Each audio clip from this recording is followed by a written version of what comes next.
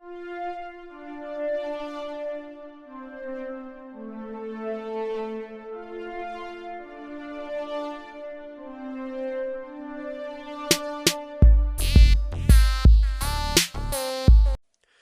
everyone, and welcome to Movie Club episode 19, Mm? or otherwise known as Quarantine episode 2, Sure. So that sounds about right. 3 for Movie Club. This is our second full quarantine episode. Yeah. I am AJ, that is Mike. Mike, let's get down to it. I'm really curious. What is Florida gonna do about beaches? What do you, so they are so right now it's public beaches are closed and private beaches if you own the sand you're allowed on it, but the water is considered public, so you're not allowed in the water, is my understanding. Okay. Well, how long that stays that way? Now that's a question. Like for the record, I don't think we get to July and beaches are still closed because think about how insane that'd be for a second. Well, and I mean, July is, I think, a long time to be. So you want to get my do you want to get my this is April right now, here's my prediction. Sure. Okay. So April 30th is when the CDC's current guidelines end for the sucker. I bet you May we will see what I'm saying a partial reopen of the economy, which fundamentally means I'm not saying baseball games happen again, I'm not saying concerts happen again, but I think the bulk of people in those store level or service level jobs go back to work. We'll see offices go back to somewhat of a normal capacity. You probably will still see restrictions on older or people with those kind of problems, but I bet you that's going to happen. And then by the summer, I bet you we're going to see basically everything besides maybe the most things with a ton of people open and back to normal. And I bet you that includes beaches open with semi-restrictions. I just don't see, like, that's probably what's going to happen just because there's a lot of states that can't operate without, Money? well, I was going to say, like, the summer income. Like, Florida and Michigan and Wisconsin and even Illinois, like, there's a lot of money that comes into those states during the summer Mm-hmm. because of their unique position in the sense that they're on the lake, they have these beaches and stuff like that. But I don't see, like, there was a story I read on ESPN where it was like, it wasn't an overwhelming majority, but I think it was like 50 some odd percent of NFL fans wouldn't go to a game unless there was a vaccine. Which is, I think is going to be the truth. Yeah. Or a better testing and treatment, if not a vaccine itself. Yeah, because, I mean, like, it's going to be tough to, you know, hold events where there's 20 to 80,000 people. Yeah, I bet I'm gonna be curious on the other end concerts though of like can we I'm not saying a concert of 20,000 people is gonna happen. Can we see a concert of 500 people happening in 3 months from now? Comes the question. Mm, in 3 months? No. You don't even think we can have something like that? No. Okay, better one. Disney in Orlando. I think Disney is going to be extremely Disney about this situation. And they are going to be open as soon as they possibly can. So Universal announced they just extended their closure till June 1st. Mm-hmm. On Disney's website right now, they have hours starting May 3rd. That does not mean they've announced that. That just means they have not on the back end pushed their closure back on that. Is there a good chance it will get pushed on that? Sure. But it's fascinating to me, like, that is their current goal, that means. Yeah.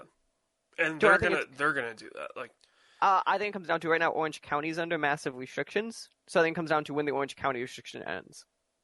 yeah. I mean, this is a park that stays open, excuse me, into for hurricanes. hurricanes. Yeah. But okay, to be fair, by the time you get to Orlando, hurricanes tend to be like really bad thunderstorms comparatively to like because it's enough inland where you don't really get the same brunt. I'm not saying you should be outside during them, for the record, but like they are not as atrocious as like going east an hour. Well, if you go east or west an hour from Orlando, you're basically hitting the water. Right, and that's what I mean. So it's very they're in that very nice sweet area for hurricanes of like in full by Florida comparisons of like you could kind of handle them. Yeah. Okay. Speaking of the states of Michigan and Florida, I saw something on some story I was reading that apparently the entire state of Florida and the entire state of Michigan is in the ice patrol zone. What does that mean? The ice, what's it stand for? Immigration. Oh yeah. Those people, because they have 100-mile patrol zone from any international border,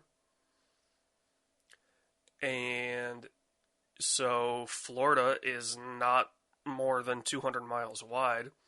Mm-hmm. So all of Florida is covered because they count the Gulf and the ocean as an international border.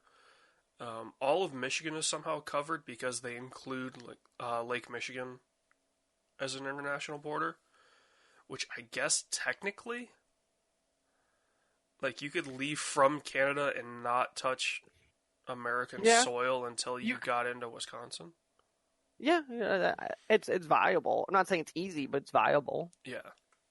I saw that and I was like, I mean, I understand, but that just seems interesting that you would include that area. Mm-hmm. But it's a significant part of the U.S. Mm-hmm. If you think about 100 miles from any international border. That's a significant portion. But like when you get to the lower Midwest, that I call them the central southern states. Oh yeah, obviously, states that are 1,000 miles from either border. right. Yeah, so like Nebraska, Tennessee, Kentucky, those kind of. Yeah. Pennsylvania, stuff like that. It covers Pennsylvania. Oh fuck, your ex-Pennsylvania goes north. Okay, yeah, yeah. That's obnoxious. This is obnoxious. Yeah, Okay. so it covers Pennsylvania. It covers basically all of New England. Ooh. It covers obviously New York City. NYC. Every big city on the East Coast, short of I think Charlotte. What are we really gonna call it a big? I guess okay, Charlotte? maybe it's Yeah, it's a ish big city. It's a big city. So would Chicago be the only big city not covered? No, it's covered. So is there any big city not? Every big city is because Chicago is the Midwest big city. Yeah, St. Louis isn't. Okay, because Milwaukee would be obviously. Yep, Milwaukee, Minneapolis. And also Minneapolis is kind of small, but the whole point stands of like these big cities. Minneapolis may be small population-wise, but in terms of an economic impact. Oh, economic center, it's decent size, and it's whatever that term is, the MSA or whatever, the like metropolitan area is decent size, but the actual city itself is one of the smaller big cities. Yeah. MSP. Yeah, but let's see if I can quick pull it up. Ice. St. Louis might be the one I can think of too when you say that. I go because any of the other ones like either near Lake Michigan or more coastal. Yeah. Because Nebraska, I'm not counting Omaha, Lincoln. They're not like big cities by any standard. So Minneapolis just avoids Nashville? it. Nashville's clear. Atlanta's clear. Kentucky, anything that'd be like Louisville? Nope. Let's see. So the zone covers Albany and New York. Mm-hmm. But there's a stretch just north of it that isn't covered. So if that zone north of Albany was covered, It would cover Maine, New Hampshire, Vermont, Massachusetts, Rhode Island, Delaware, New Jersey, and all of New York. Mm-hmm. And Pennsylvania's almost completely covered. There's a stretch. Ohio's covered all the way down to Columbus. Obviously, all of Michigan. Let's see. What other big cities? Phoenix is obviously covered. LA, San Fran, Sacramento. Vegas is probably one of the bigger cities that's not. Denver. Yeah. Oh, okay, Denver, yeah. Dallas. Dallas isn't covered. Really? Yeah, well, Dallas is so far north. Austin's not covered. Doesn't look like. Maybe it is. Mm-hmm. Nope. Austin is about Barely. as close as you can get. Okay. Well, let's put it this way. If we were to go to Circuit of the Americas, we would be in the patrol zone. If we went downtown Austin, we would not. Mm-hmm. Okay. Okay, so let's get into some housekeeping since AJ just derailed us for the first 10 minutes of this. Because we had to talk about the Rona. General housekeeping, AJ, did you hear they stopped making the Ronas? Yeah. I was not happy about that one. I was actually a little bit upset. I shed a single tear. I don't drink Corona anyway, so. Damn it. Okay. The only time I've had a Corona was when we were in Ohio. I was gonna say you really had one. Actual I had news. several. We have sad announcement. MomoCon is canceled for the year and Lord of 2020. Add it to the pile. List of things canceled in 2020. Yeah, but this one affects us. This is why I care. Oh, totally, but add it to the pile. Yeah. MomoCon, goodbye con. Okay, that is all I have for general upcoming housekeeping. So what we have played. We already talked about Animal Crossing. You're playing that more. I played that more in Doom Eternal. I got to the Marauder. I understand why people hate them. AJ, why the hell are you playing City Skylines? They had a sale on Steam, the publisher sale. The Paradox sale or whatever? Yeah, the Paradox Interactive sale. I've had City Skylines for a while. I just decided to pick up some of the DLC for it. Okay. So, that's it. How is it? I just picked up the... Which ones did I pick? I didn't pick up all of them. I picked up... Is it like Bright City Lights or whatever?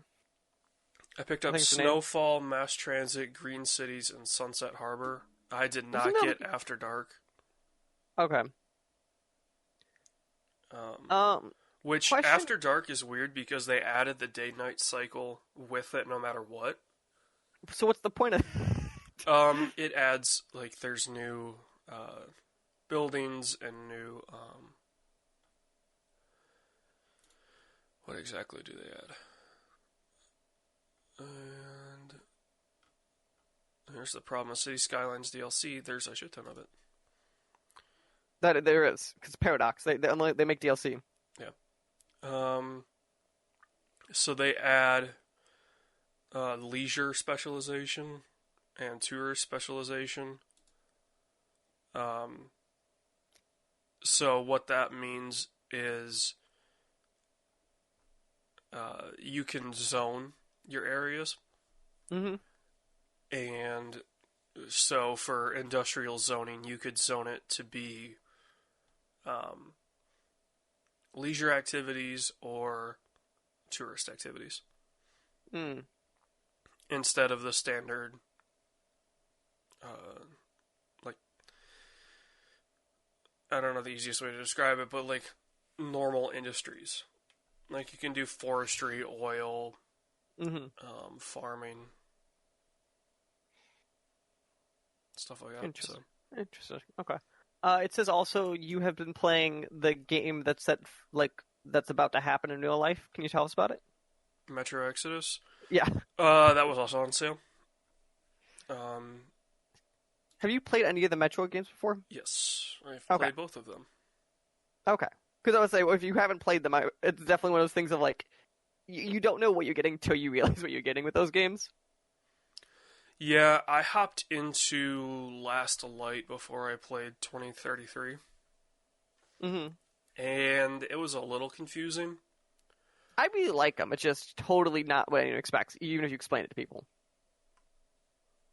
No, and Exodus is a like open world now, so it's even more like, kind of screwy. And I'm stuck in the first open world because I'm pretty sure I'm supposed to be able to have the ability to zip line, Hmm. but I never found the thing that gives me that, or the key prompt is bugged out. So, um, it's the first main area that you go into with the train. It's right after you get the train, actually. And you need to find this engineer to fix the train. Hmm. So I went the direction that I needed to, got to where the first zip line would be that I need the prompt for or whatever. Couldn't find anything. So I'm like, okay, I'm gonna walk. I'm gonna try to walk around because there was a path that you could potentially do. Um, because the main character of Metro is basically the clumsiest soldier you've ever seen.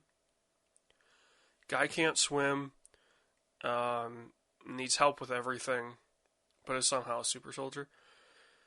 Um, so I made my way around and ended up in an enemy encounter that I'm pretty sure you're not supposed to experience until like New Game Plus.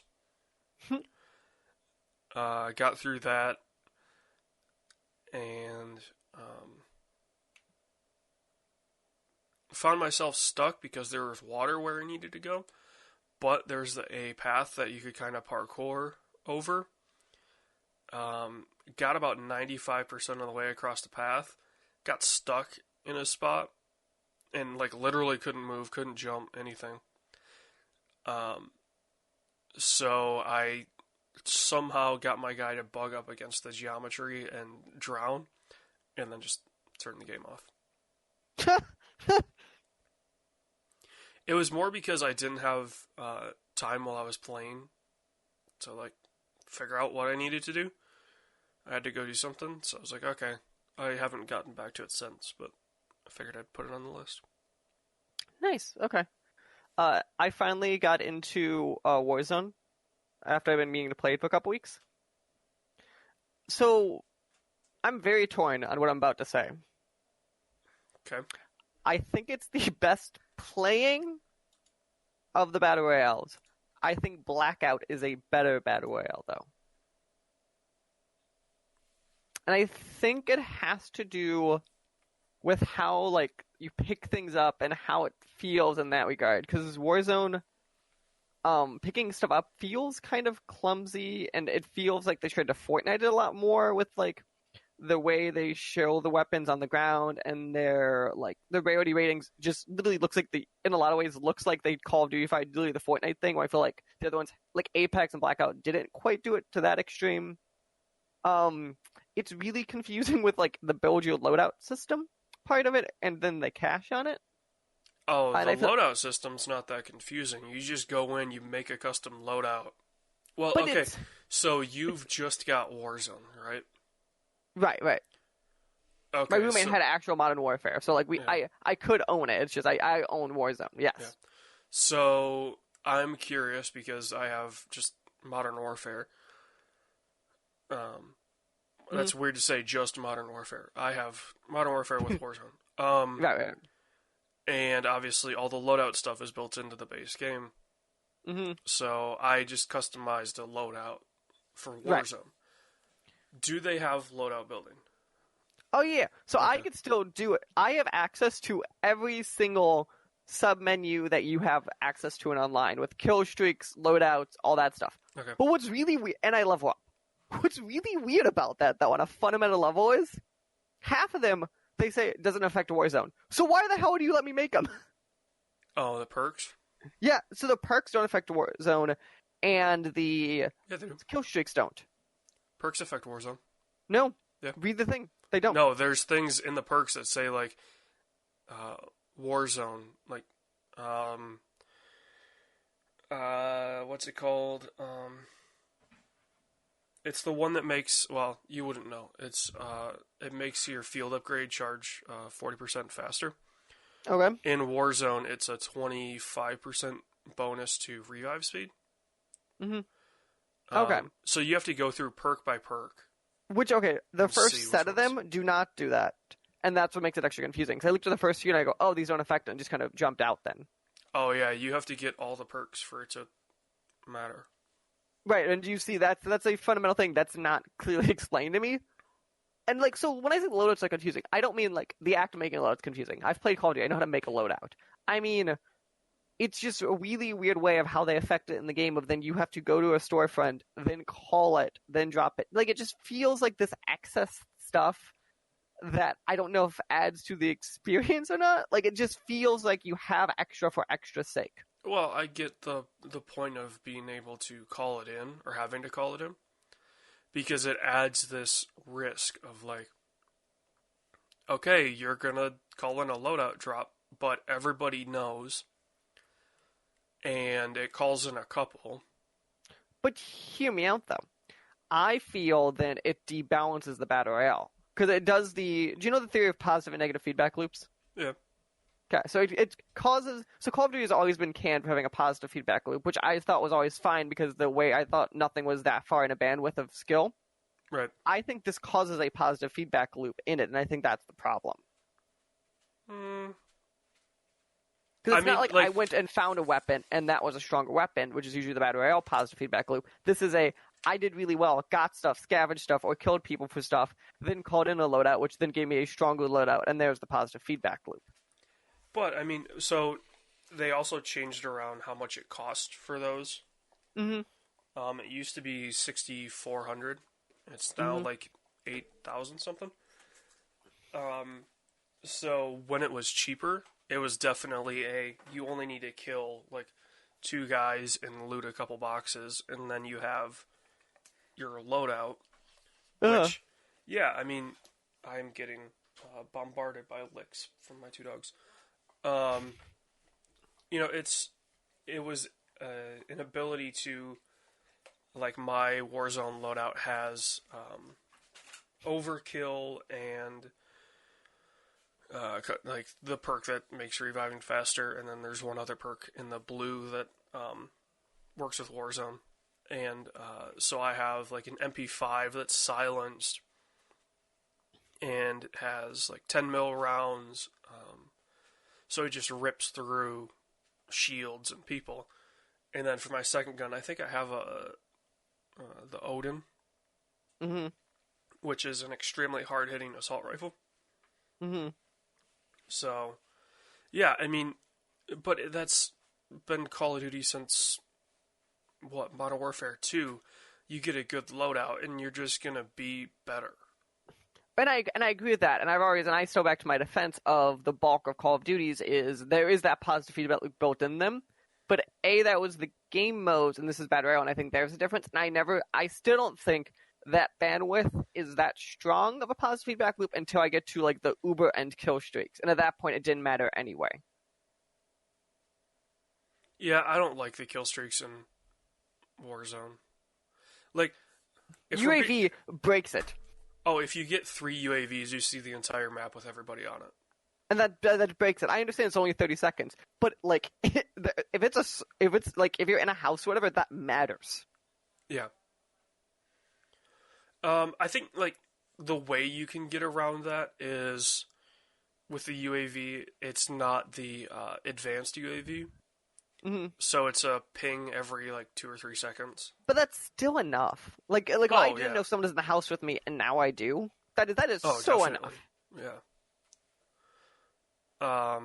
You know, so it's like it's bringing Call of Duty into battle royales. in a Which I way don't that, think Blackout did, yeah, and that's why I liked Blackout more, is because it found a way to feel like Call of Duty and put in Call of Duty mechanics and systems in there, but it didn't fully Call of Duty the Battle Royale.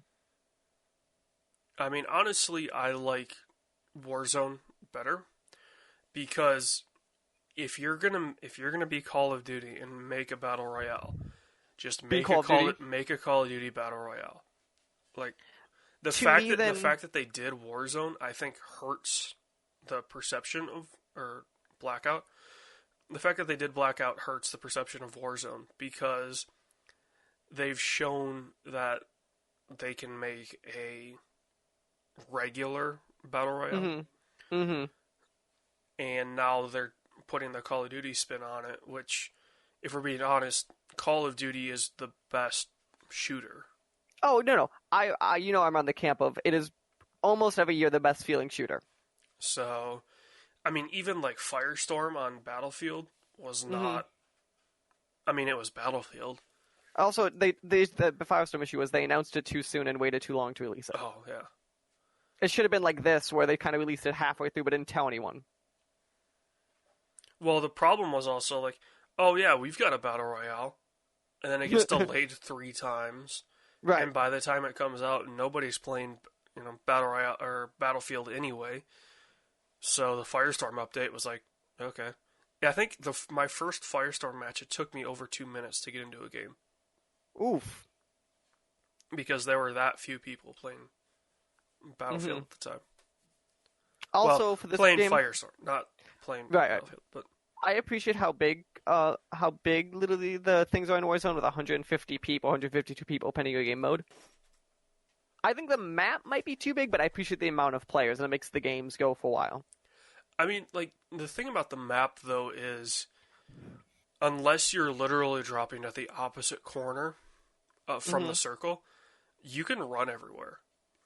You can, but I think just because there's so many buildings and so much to it. Oh, yeah.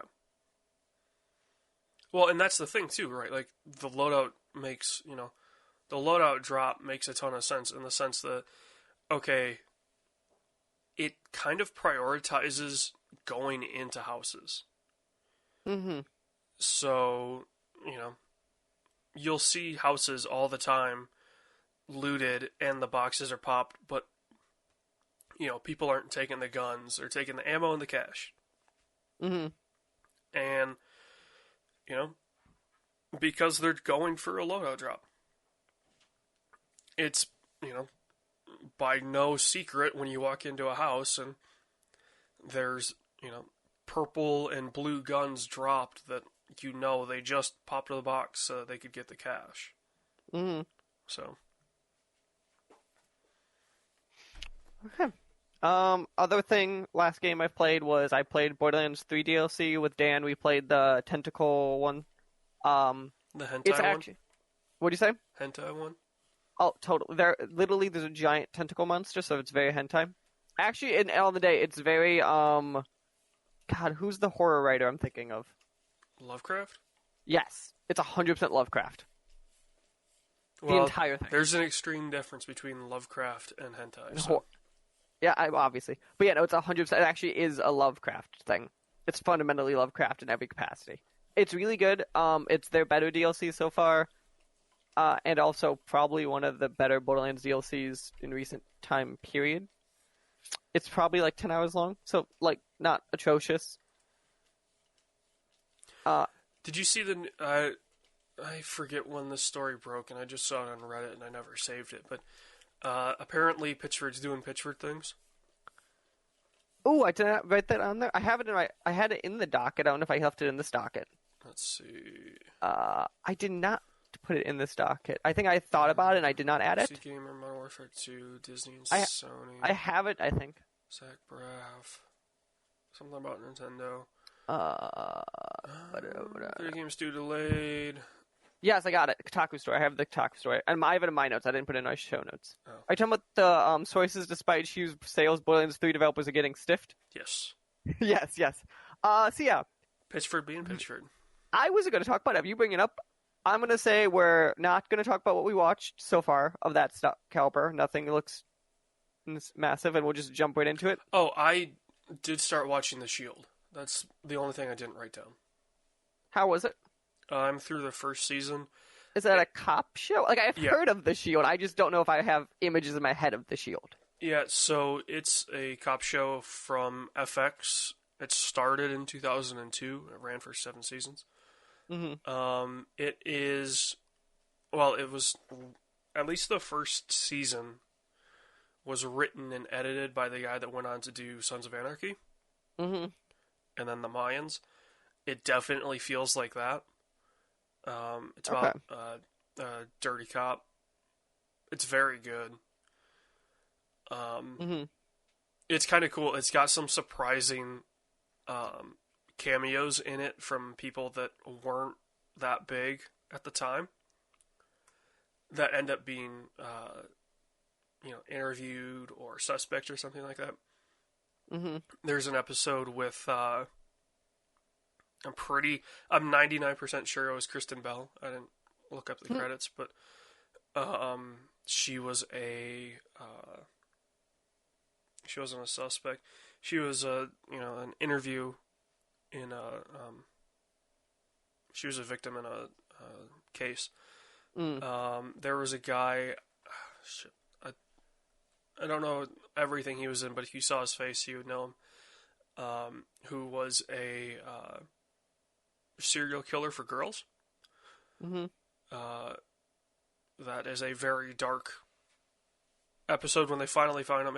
It's one of those shows where there's an overarching couple cases that go over a couple episodes.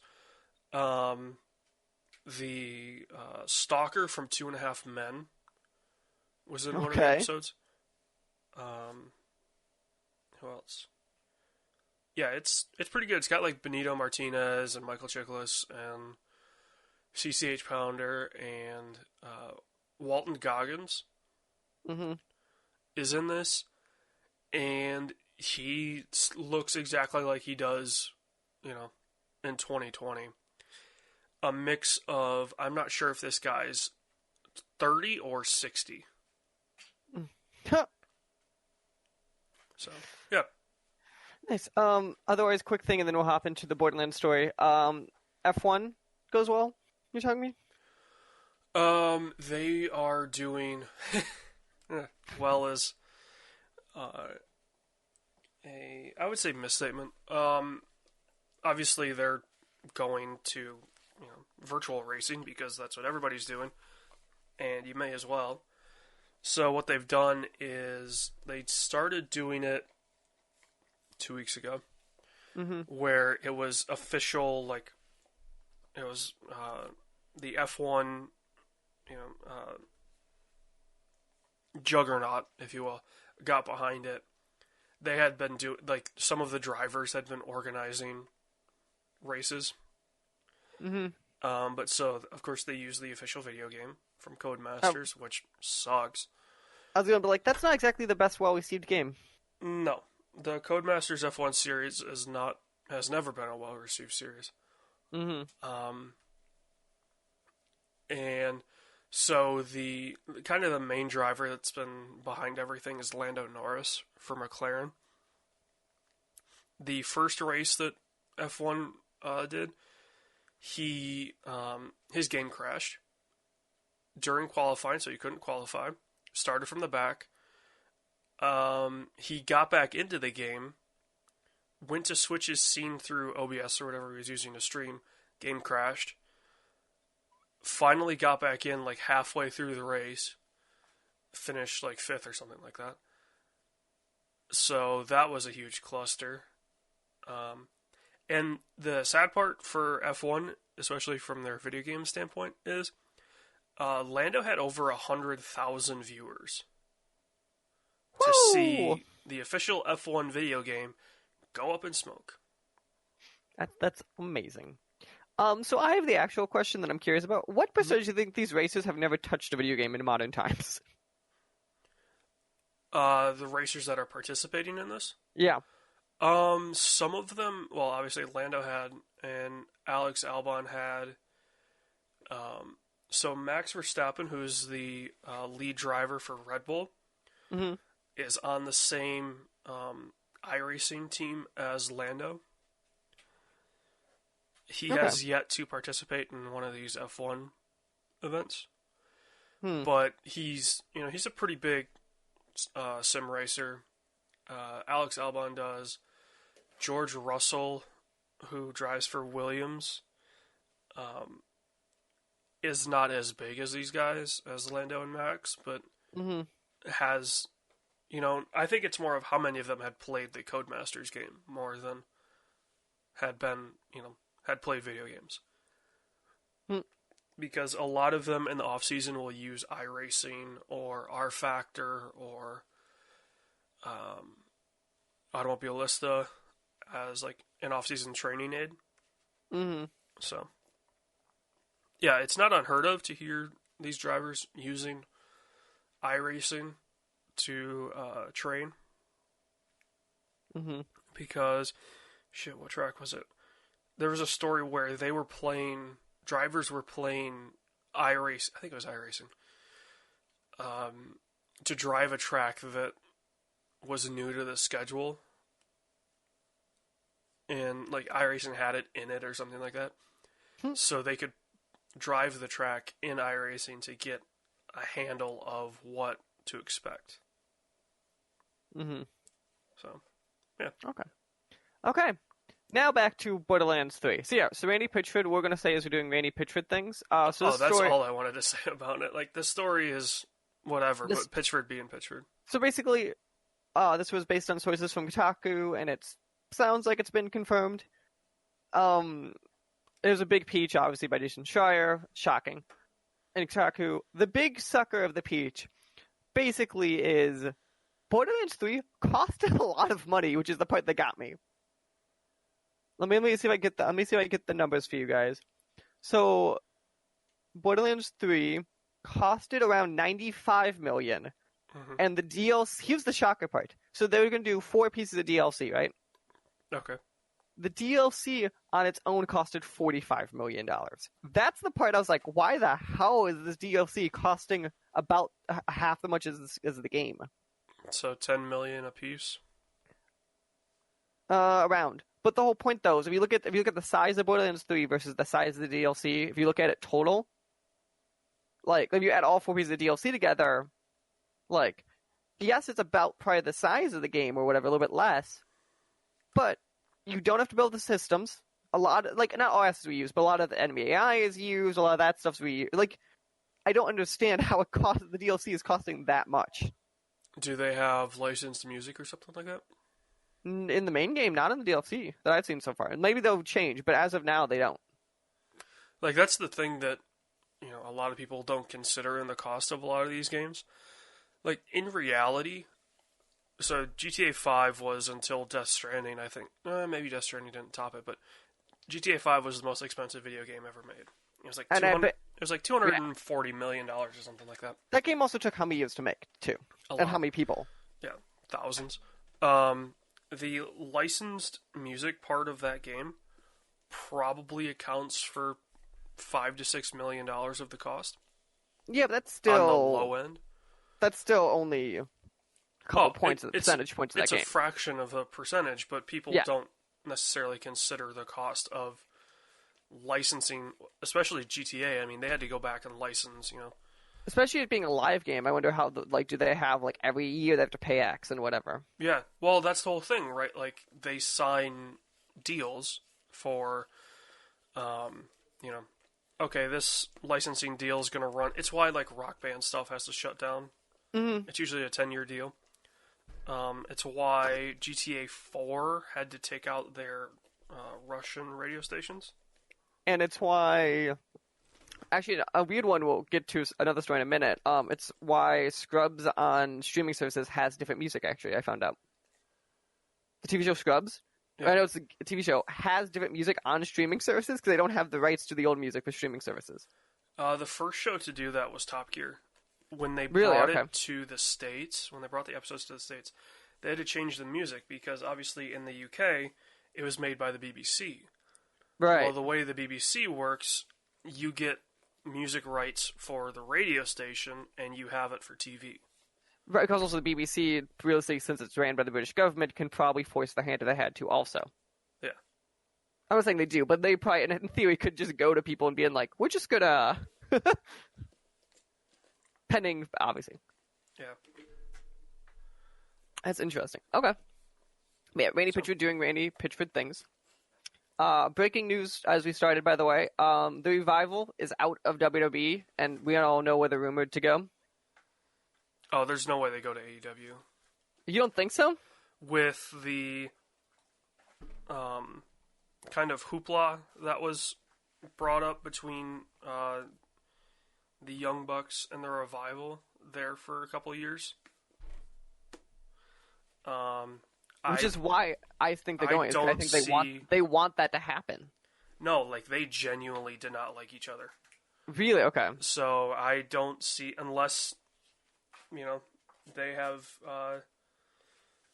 improved their relationship, I don't see the Revival going to AEW. Okay. At least right away. They might go to like TNA.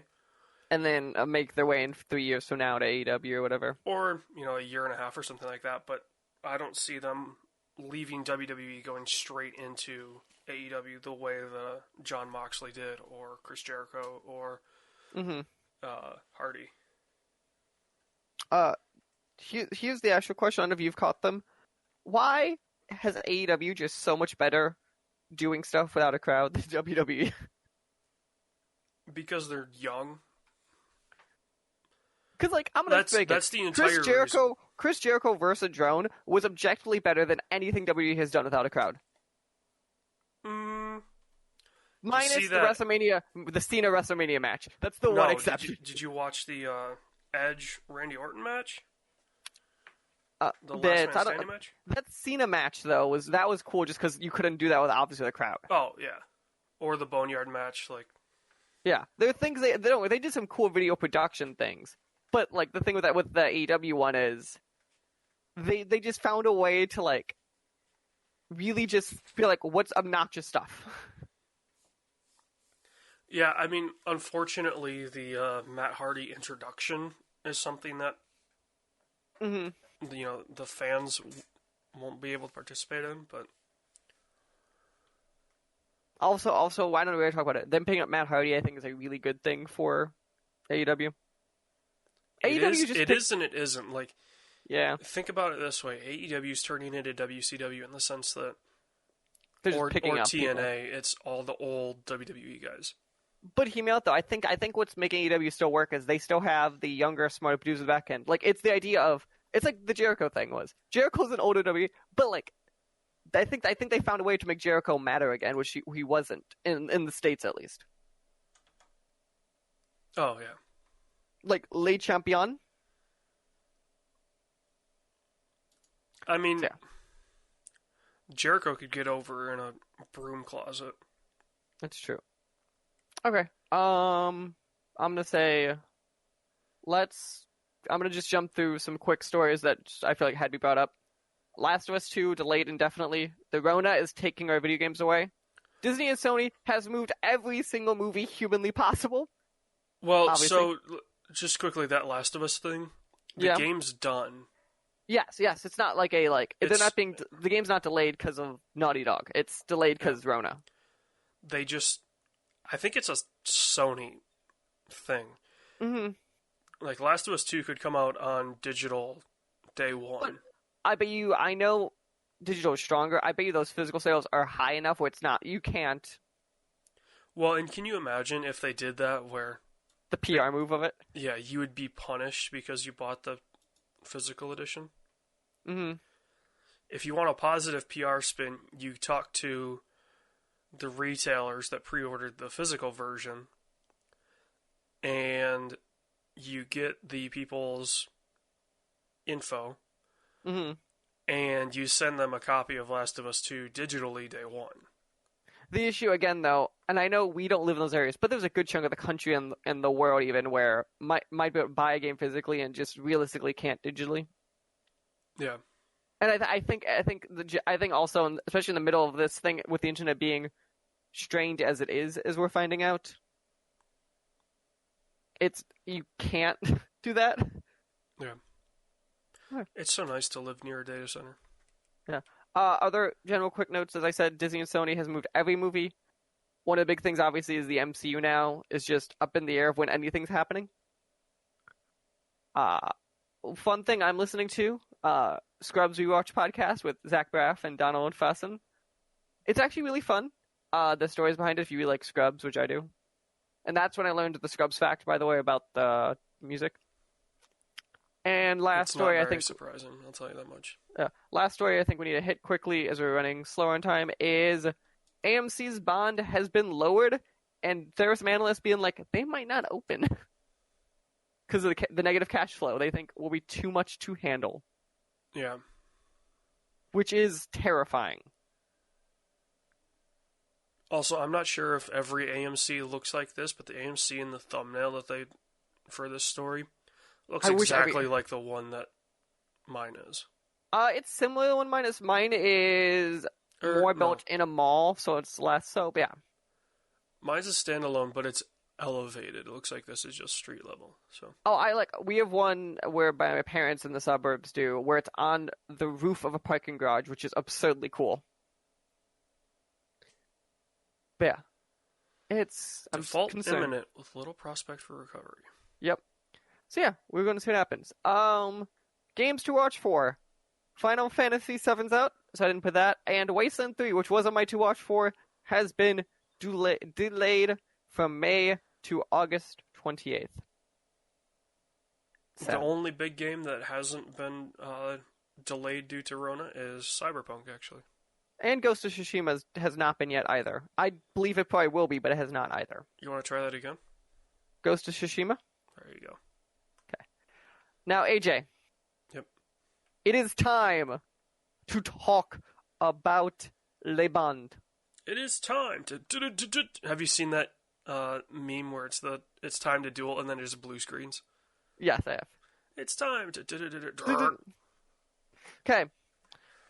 AJ, we watched both Moonraker and Die Another Day. Immediately, I have... Two movies that were paced almost identical. That is true. I think we should probably talk them a little separately, but a little bit together, just because of the nature of them. Yeah. I immediately, the first thought I had, because I watched Die Another Day first, and that was that's the last one pre-Daniel Craig, and the note I had, which I think is, thinking about it is, how much did I just feel watching that and the Craig ones, I feel like Mission Impossible fundamentally changed the way Bond was made. Just because the nature, the Craig ones feel much more like Mission Impossible, and obviously the ones pre-him don't. And I think that's the cut point. That's the first thing I thought of was that pacing and the speed of it. Well, I mean, like pre-Mission Impossible, Bond movies were very much like he is investigating something. Right, which I don't know if I processed. I don't know when the last time I saw an older one.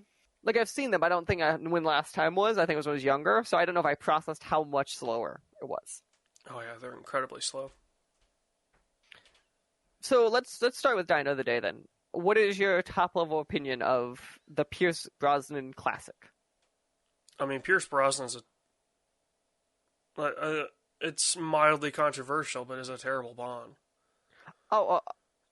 So I don't think Die Another Day is atrocious, but yes. And I have seen Tomorrow Never Dies. I had seen that. Actually, I was on vacation. It was one of the movies that I liked that they had at the place we were staying at. And he is atrocious in that. He's very monotone. I think that's the problem. I have a note here.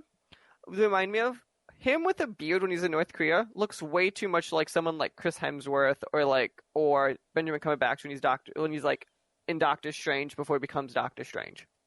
Oh, I was thinking he was Mel Gibson from Passion of the Christ.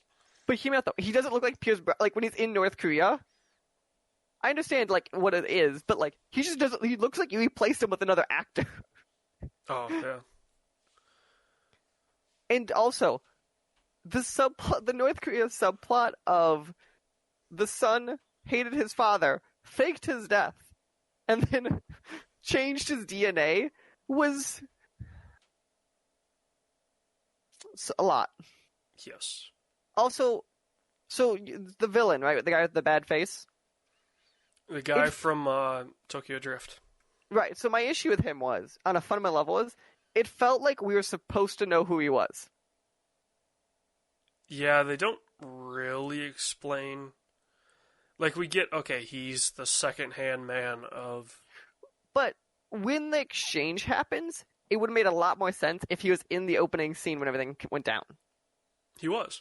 Was he? 'Cause I did not process him there. Yeah. He was the guy that called out that it was Bond. Oh, okay. Okay, that shows me how much it stick.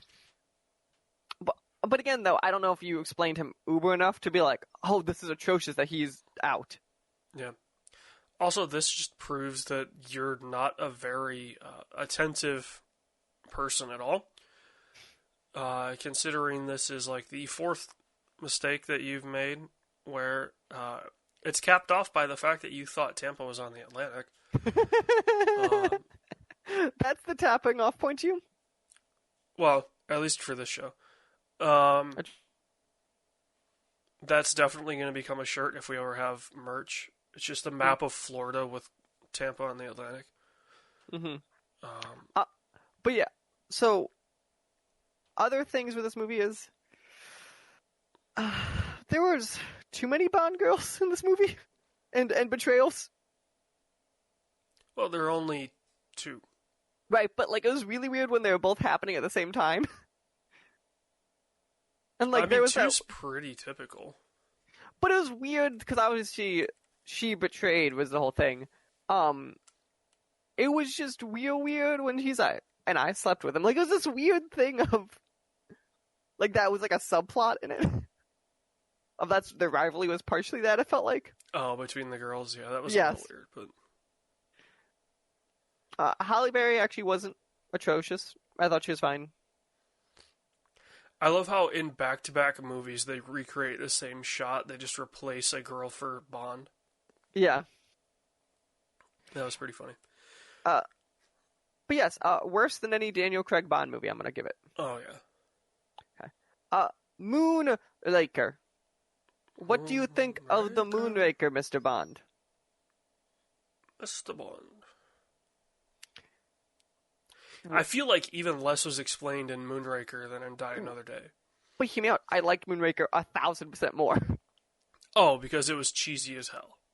And not only was it cheesy as hell, it was... I love how the opening 45 minutes was the villain trying to... And he made a point about saying it later. He was trying to have fun killing Bond. Yeah. Like the assassin in the tree, or the guy, the weird Asian guy, like trying to kill him in the trainer. Oh, it looks like you missed. Did I? Which, a fun fact, the only time Bond shoots a gun in the film is during that scene. Believable. Also, Moonraker. The best fight in any Bond movie. The fight in space. I will say, the amount of Moonraker that was shot on a projection screen is amazing. Is horrendous. Also, the amount of Moonraker that actually takes place in orbit surprised me. Like, I knew a lot of it would. I didn't realize that much would. I also watched Moonraker in 4K. That may have been a problem. I'm trying to think if... Also, Moonraker has the best Bond line of all time. Do we know what it is? Is it about Jaws not having a dick? No, it's not about Jaws, actually, which I'll get to Jaws in a second. Do you know, and this is the line that I feel like everyone knows. You just don't know if you know it from. Do you know the line? I can't think of anything right now. What is he doing? I believe Bond is trying to attempt reorbit. Oh, yeah. When they cut the video feed on? Yeah. That was great. No, it was re-entry. Not re-entry. Oh yeah, re-entry. But it's such a... Well, so Moonraker was one of the movies that Albert Broccoli wrote and directed. Mm-hmm. Who his company Eon has still kept on since his passing, making the Bond movies, but definitely the ones where he's involved, and he's the only one involved. Like his wife started to get involved with him, but the ones that he's the only one involved in that production are so much dirtier. Like the innuendos are insane. I don't know. They were literally having sex on a camera. Yeah. What was the other? Also, Jaws in Moonraker. Jaws is great. I don't understand why there's only 2 movies with Jaws in it. I mean, Bond had always killed off the villain. But like, Jaws, when you first meet him, is really great. Like when Jaws is like the party's happening in Rio, and he's like trying to dance with them to fake it. Oh, yeah. Or I like how Jaws. The reason it all works out is because Jaws falls in love. Yeah.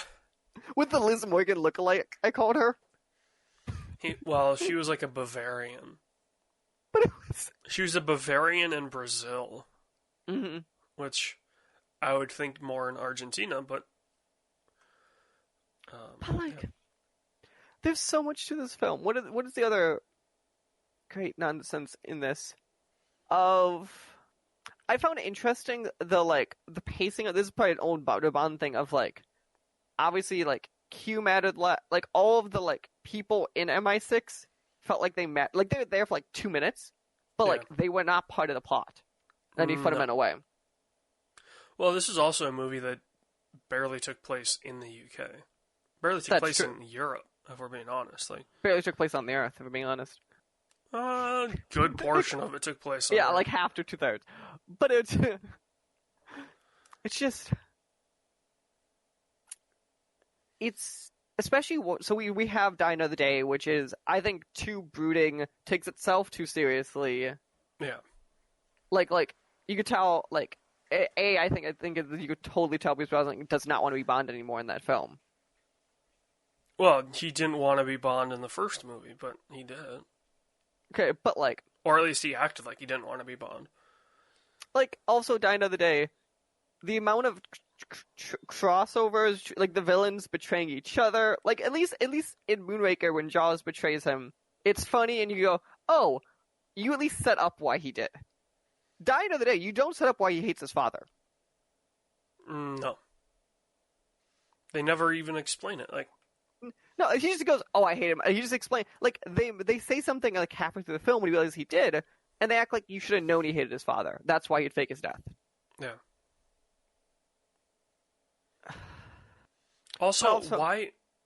So, Jaws' whole thing is that he's big and he has metal teeth. Right.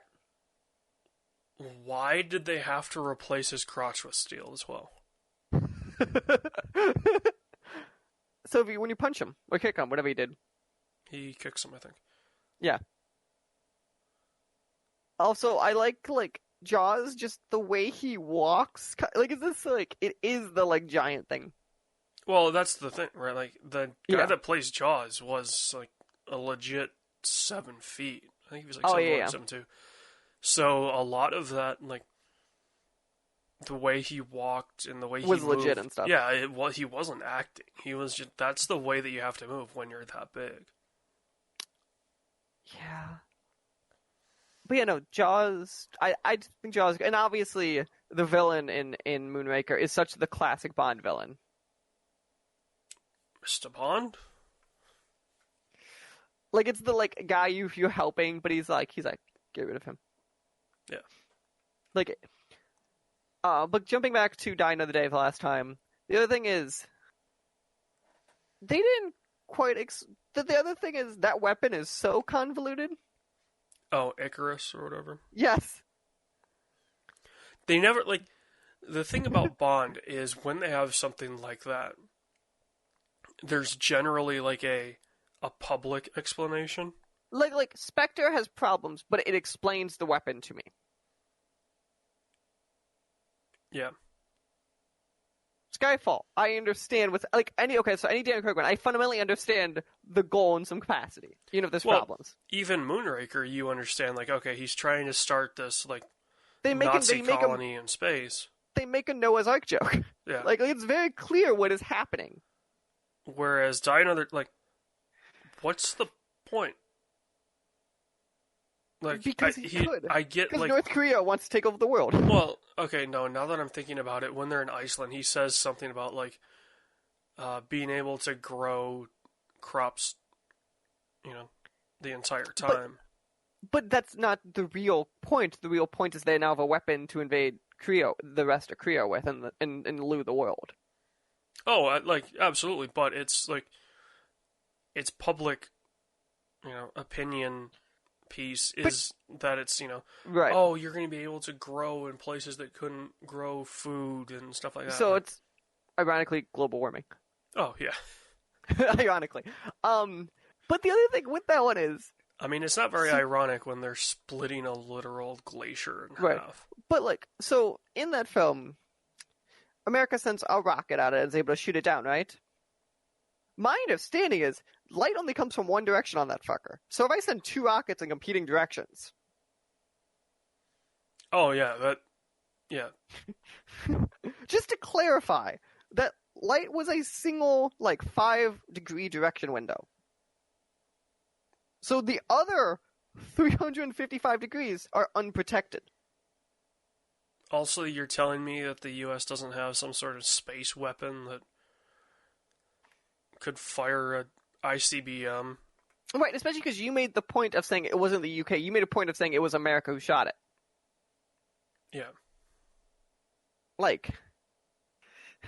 Also, Roger Moore is if Roger Moore also... His leisure suits, man. I'll tell you what. Can we just get a bunch of those? You know, the tan pants?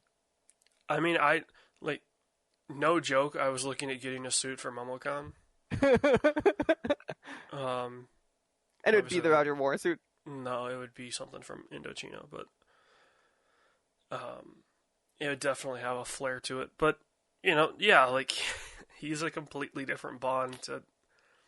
I think Pierce Brosnan is what you get when you get an actor that was a big draw that maybe didn't want to do the role.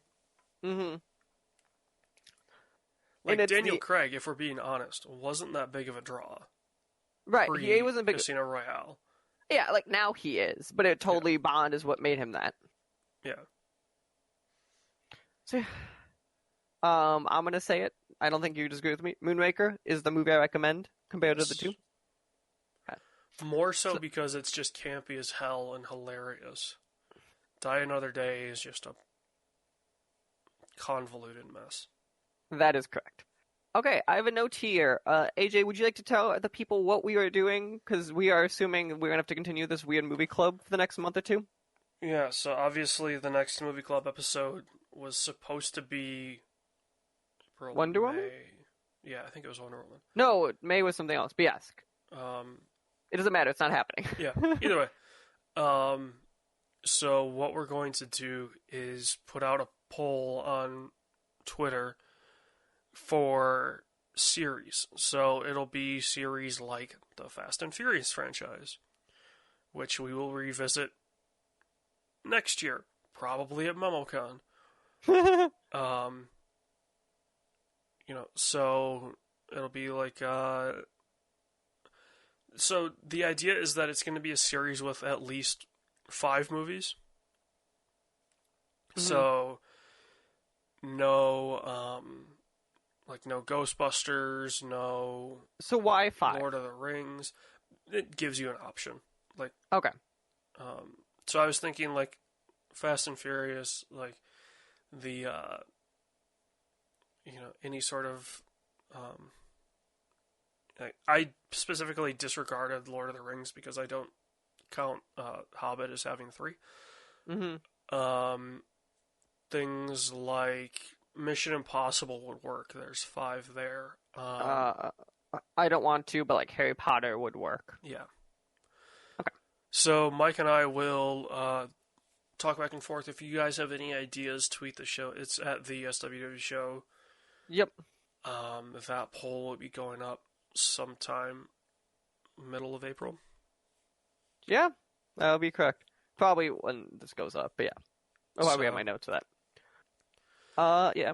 Yeah, that poll will be up. And we'll leave a spot for, obviously, in the comments, you can add stuff to it. Add to it, and we'll have an other on the poll, and if that I might other control wins, that, but yes. well, like if the other wins, we can put like whatever the top, comment is or whatever. Top comment, yeah. Yeah, I might do that. So that and then it'll fine. be the other verse, like two of the series that we had in the poll previous. So yeah, sounds good. General notes, as I said before, MomoCon. Yeah, no MomoCon this year. We are real sad by that news. It'll be back next year. Hopefully, we'll be back next year. I have. Oh, we'll be back next year. We will talk about it in the next couple months. If GDEX is happening, which it currently is, we'll probably be there. I need to figure out those logistics and if it's still happening, because it's October, but like, who knows what's happening this year. They're still saying they're happening, but we're going to talk about it. Well, I mean, anything that late, you're going to have to say, yeah, we're still happening. Right. Yeah, otherwise, we have a lot of interviews because I've been real bored, and I've been pushing a few to AJ now, just because why not, when we're all trapped at home, get more interviews so you guys have more stuff to listen to. So this was a short episode because time. So there'll be a couple on the back this episode.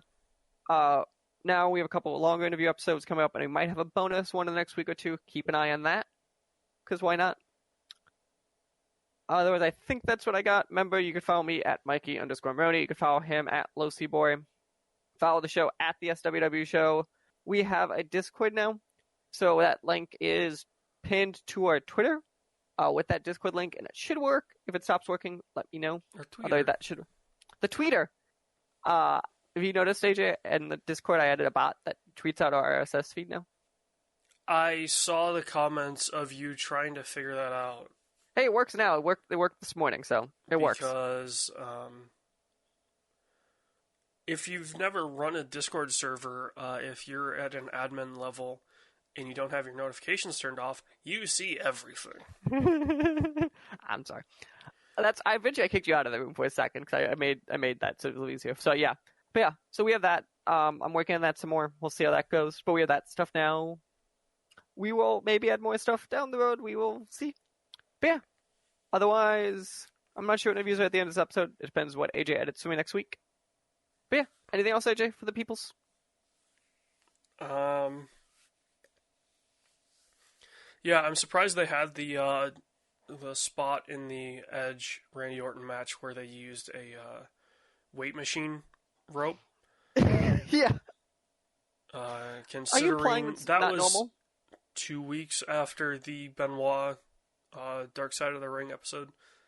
Mm-hmm. And that's the way he killed himself. Oh, that's yeah. Fun, happy way to end this. Yeah. On a happy note, they just did, well, maybe not the most recent when the episode goes up, but they did a Dark Side of the Ring on the Brawl for All, which the hate Jim Cornette has for Brawl for All is amazing. Do you know what Brawl for All is? I've heard of it. I don't know if I know it a ton. It was a shoot boxing match. Okay. There were 16 guys from WWE. Vince Russo pitched it. His sole idea was to get JBL just knocked to hell. Because JBL, I guess, in the locker room said, "Oh, I could beat up every one of you," or something like that. Mm-hmm. Vince Russo was like, "Nah, dude, there's like..." Which, if you've never heard or seen Vince Russo, total just bro. Mm-hmm. He's from the Northeast, and he never grew up. He started working in wrestling when he was a fan, and never grew up. So, yeah, Bart Gunn just knocking the shit out of JBL in the final, and then it goes nowhere. Because I guess the thing of it was, whoever wins Brawl for All was going to have a program with Steve Austin. Ooh, okay. Never went anywhere.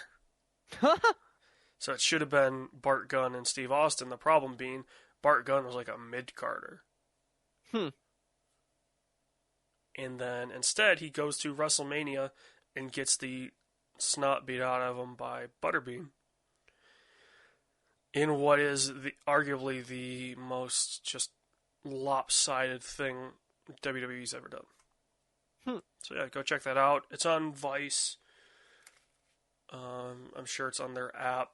I saw it through YouTube because there are a lot of kind people posting the Viceland episodes on YouTube. They generally don't last more than a week. I wonder why. I'm surprised they last more than a day. So I will say the Benoit thing was like back-to-back days or something like that. Mm-hmm. And the official Vice YouTube channel put up episode 1, and then after episode 2 aired, there were a bunch of YouTube rips of it. But then I think like the next day or something like that, they were all taken down because Vice uploaded an official. They haven't done an official one for New Jack or Brawl for All. Which also, New Jack. I'm not going to say much more than go check out that episode 2. I don't normally like Vice stuff, but I will say I have fundamental problems with Vice. Vice as a company, yes. Some of the shows that they have done are Oh, awesome. I think, and I would say there's a lot of those similar things. They do high quality stuff from a production value, I think, also. Does that mean I enjoy or agree with all this stuff? No, but from a production value, I can't argue with it. I'm really kind of pissed off that they canceled King of the Road, which was hilarious. And now they've got Dark Side of the Ring. Okay. Nice. Well, I believe you have to get out of here, AJ, so we're going to let all the people go. I have a chiropractor appointment to go to in 15 minutes. It is 10 minutes away, and I am in my boxers. So, yeah, let's take care of that. We'll say goodbye to all the people. Yeah. Hello, everyone, and welcome to what I'm calling the Quarantine Interview Specials, because all of us, in some capacity, well, at least I assume the guys I'm talking to are quarantined. I actually don't know. I'm just making an assumption in the world we're all quarantined right now.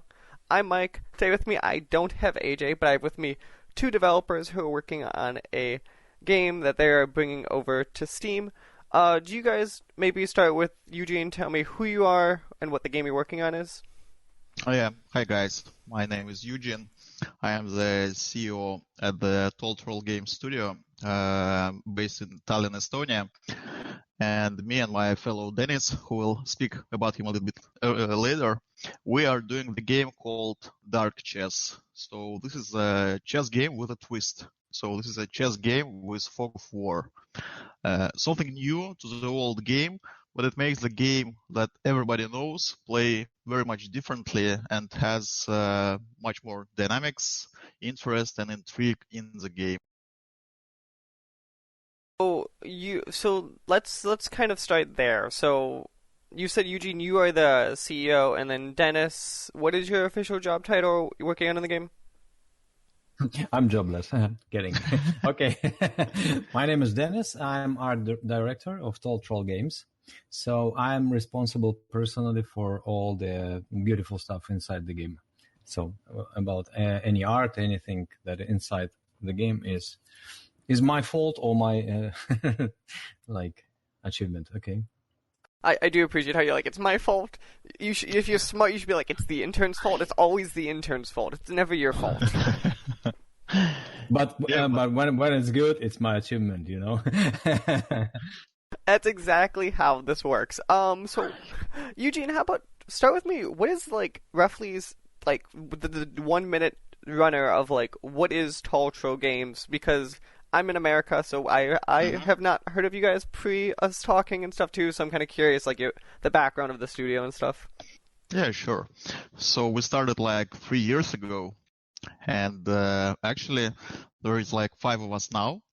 We had a little bit less, a little bit more in between, but now it's 5 people working for the game studio. And so the first 2 years, we were actually trying to make a different concept, gathering experience, gathering the right people around us to be able to build the game that we like. And we ended up with building the Dark Chess now. And actually, that would be our first game to be released, hopefully. So we haven't done anything yet. So even if you're not from USA, even if you would be from Estonia, for example, I don't think you would have any chance to hear about us because, well, we weren't doing a lot of things so that you know about us. It's okay not to know about us, right? Yeah. You don't have to be ashamed of that. It's absolutely normal. Perfect. So are both of your backgrounds then in game development or some adjacent tech thing pre this, or is this kind of like your first guys kind of like full blown going into game development? Dennis, maybe you will start. I think I will answer. Well, as for me, I do have some background in graphic design for quite a long, and I do have a little experience in gaming. I made my own board game and produced it. And one small game for iPad, a small card game, but it was a while ago. So, and then we met with Eugene. We not met with Eugene. We know each other for quite a long. But then we decided that we are all very passionate about games, and why not making something cool together? That I guess roughly brings us to what we're talking about today, which is Dark Chess. So you guys were kind enough to give me I think you called it like an early build of the game's capacity, so I could go through and play it. So immediately, obviously, I think this game on a fundamental level is, as you put it, chess with a little bit of a twist to it. Why? So I'm curious immediately. Do you guys have like a strong background in chess? Why you chose to do it Not at all. Absolutely not. I'm curious. We all know the rules, if you ask. Most people, I'm not saying it's everyone, because a lot of people might forget a piece or two, but roughly a good chunk of the population could probably go through and go, I know roughly how to play chess. Yeah, okay. Well, that's good to start, actually. Yeah, because a lot of people nowadays, they just don't. So I'm curious, though, then, if you guys don't have the strong background in chess, why make a chess game? Well, this is something that has to be now my fault. So, or achievement, as you say it, it depends, I guess. So the thing goes that at some time when we were doing some other concepts, I was just like falling asleep, and during my sleep, I woke up, and actually there was a dream. Like, I know it sounds a little bit like cinematic maybe, but this is a true story as it was. So I woke up, and I had this idea of war because actually I started playing games like 30 years ago, and I was doing a lot of like strategy games with Fog of War, and it was, something that is very common to me. And I thought that, hey, why nobody actually try doing some very well-known games and try doing something different to that? Because I don't know if you tried it, there are different variations of the chess, but I never heard about something like this. So the first 2 days I was very happy at, like, I don't know, I'm being some sort of a genius to actually create something that has never been done before. And then I started Googling it and found out that like almost 30 years ago, in the end of the 80s, there was a guy from Denmark who actually made it. He made the dark chess concept. And so I was a little bit too late to that. But still, I thought the idea would be great to try making it and making a game out of it. Because it never went viral, so there wasn't a lot of people playing this variation. Due to the almost impossibility to play it live. I mean, like, you cannot play against your opponent if you sit across each other. In real life, you mean? In real life, yeah. Because to do that, you need a judge. A judge will be maintaining his own board. You will have your own board, and your opponent will have his own board. So it's like 3 boards, 2 players, 1 judge. Well, sounds pretty rough to do it like live. But at some point we decided that we should give it a try, even though even that was a hassle for me, because at first when I came with the idea to Dennis and I said, hey guys, I have this great idea of chess game, and they went like, why would you actually want to make a chess game in 2018. Yeah. Because like, what would be the reason to do that? And so to actually make them like fall with the idea, I found a developer who made the first prototype, and only when we made the first prototype, I was playing. I can Dennis. continue from that point. Yeah, and you can go on from here. Well, actually, from our company, I can tell that I'm the only one who has actually historical background with chess. Well, at least a little bit. When in childhood, I was studying chess playing, and I was even participating in some very small championships. It was a long time ago. I'm not an avid chess player, but well, I play a little bit better than, well, I played at that time, 10 or 20 years ago. I don't know.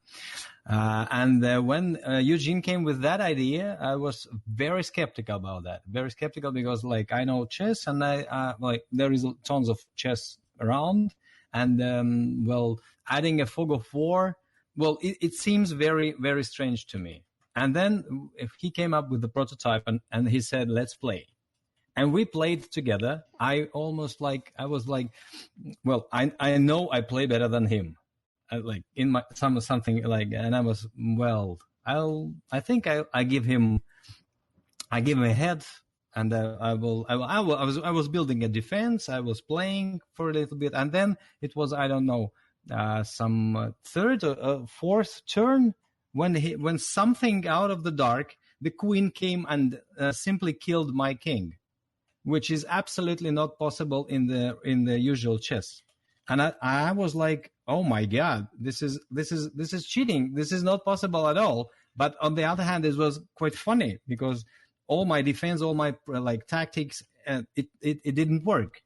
So like all my knowledge of usual chess didn't work at that point. And that was funny because you can, well, it's not cheating, but you have to build different strategy to play this kind of chess. Well, that's it. So, and I said, yes, it's funny. Let's play again. I want to kill you. Like, I want to kill your king.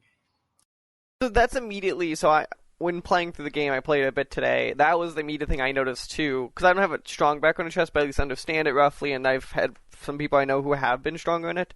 And immediately I'm like, you can't, because you have imperfect information, you can't rely off the blind strategies you could when you're dealing with a player of the respective levels you're talking. Yeah, that's right. So yeah, correct. I'd be very curious, and probably we won't be able to tell these stats till later, if all of a sudden now, if you put competitive people versus non-competitive people in this game now, if the non-competitive people actually do better statistically than they would in regular chess because of the nature of imperfect information. Well, it's not coming exactly that they do better than that, but they do really get a chance to have a chance to win the game if they play much worse than somebody who is into chess. This was happening, and we saw that. And of course, at some point, chess backgrounds, it maybe doesn't help you a lot here, but still it helps because all of the tactics, all of the movement, you can still utilize them. It's just that you have to keep in mind that you don't know all of the information on the board, and you have like incomplete information about what's happening. So at some point, you can just meet something you were not expecting. But at the same time, for example, like you said, if you play a player who is very good at chess with a player who is very bad at chess, in the usual chess, there is no chance for the worst player winning. And here we give him the chance. Just, well, yeah, some people call it a random, some people call it something else, but it is actually more casual, if you can call it, because it's more applicable to people who can actually try playing chess if they thought that the regular chess is too boring, it's too hard, or whatsoever. You can say in try level for this chess is much lower for usual people than the real chess. So one of the things I kind of jump back to, so when I was looking up stuff for you guys too, I caught the old dark chess that was made in, like, I think it was just the 80s too. So one of the things that I'm intrigued by while designing this game is, did you go out of your way to either try to get it as close to actual chess and kind of following the rules they developed at that time, or have you done some stuff to make it purposely feel like a different game than that was developed at that time? I would say that we weren't actually looking at what they were doing because, like I said, I had my own idea and I thought it was my idea. And I was trying to do that. So I can't say that we were looking very much about what exactly did they do. But from what I see, it's probably 97, 98% close to what they have. But it's made on purpose. It's just that it came out like this because on one hand, we wanted to change the regular chess. On the other hand, we wanted to leave it as much as possible still the chess game, so that you would utilize all of the knowledge that you know about chess in the game. I think one of the other things we talk about in the feel of this game, and Dennis is kind of where I'm jumping to you for a bit, because I think the art style is a very interesting choice in this game, and definitely one I would not have gone with. So I'm curious, kind of like the inspirations of. I'm not sure how to describe this art style in other words. It reminds me of like historical, like medieval time looking stuff. Medieval, yes. So I'm curious, kind of like why you picked kind of what you did, kind of because I think the real standouts are like the icons and those kind of things, and I think that's where the really uniqueness of the art style stands out. So I'm curious, kind of like what you chose to focus on is like making the game stand out compared to like just blind chess. Well, the art style it wasn't born like in one decision. It was a lot of integrations, and we there was a lot of talking and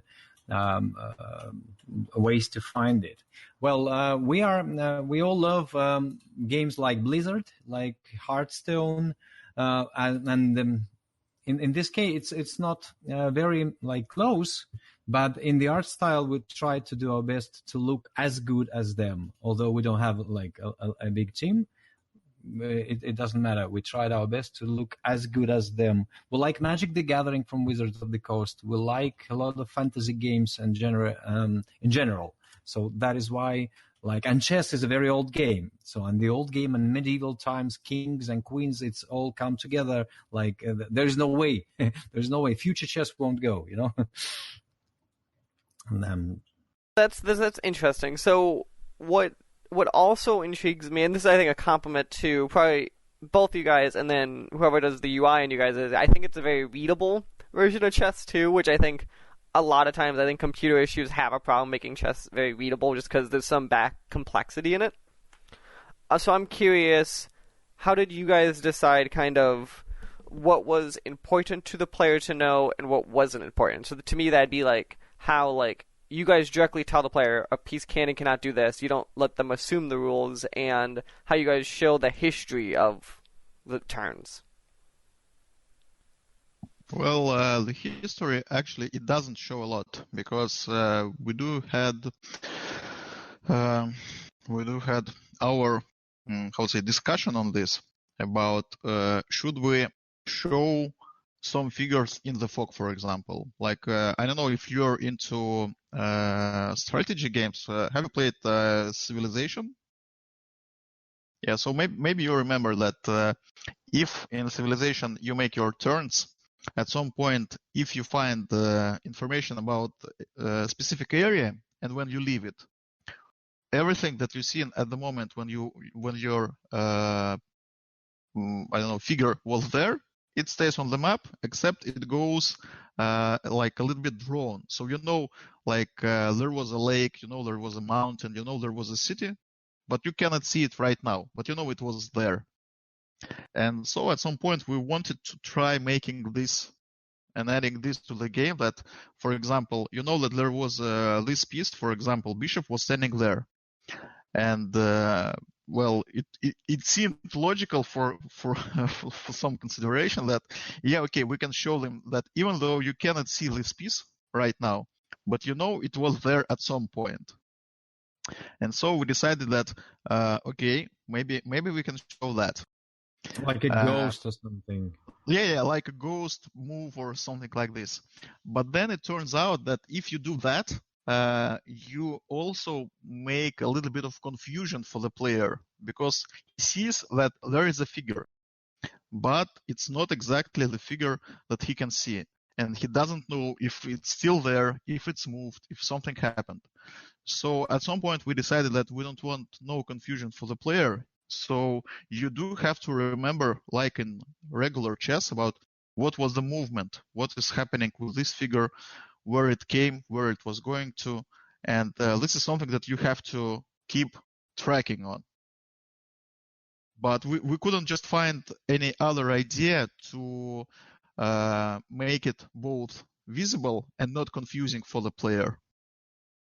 But if you're talking about the turns history, we do have it on the right side and on the left side. Like when you're playing from the phone, it shows what was going on. Yeah, but it's only like text history, so it doesn't show you a lot. It's just the move that, like in regular chess, like if the simple statistics of the movements.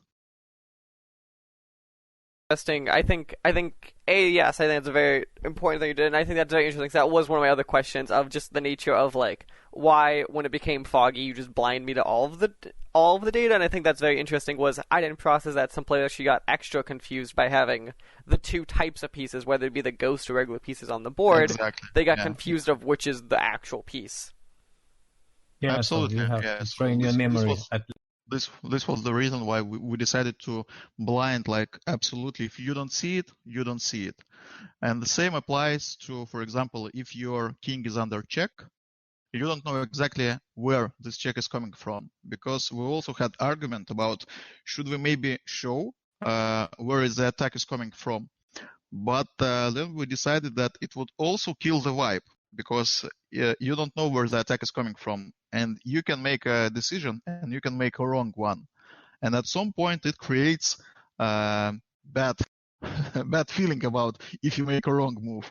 At the same point, you can just win the game if your opponent made a wrong move, and it's just like nature of the game. You just have to live with that. All right, you have to make a choice, and later in the game when you play, you do get this feeling that every move starting to count more, because you have less pieces, you don't see the board that much, and your every move can be your last, and you have to play keeping that in mind. Well, as we get to the tail end of this, Dennis, you said you have a stronger history with chess, so I've got to ask, what is like your favorite move or combo move that you always like doing? Well, my history is not that strong.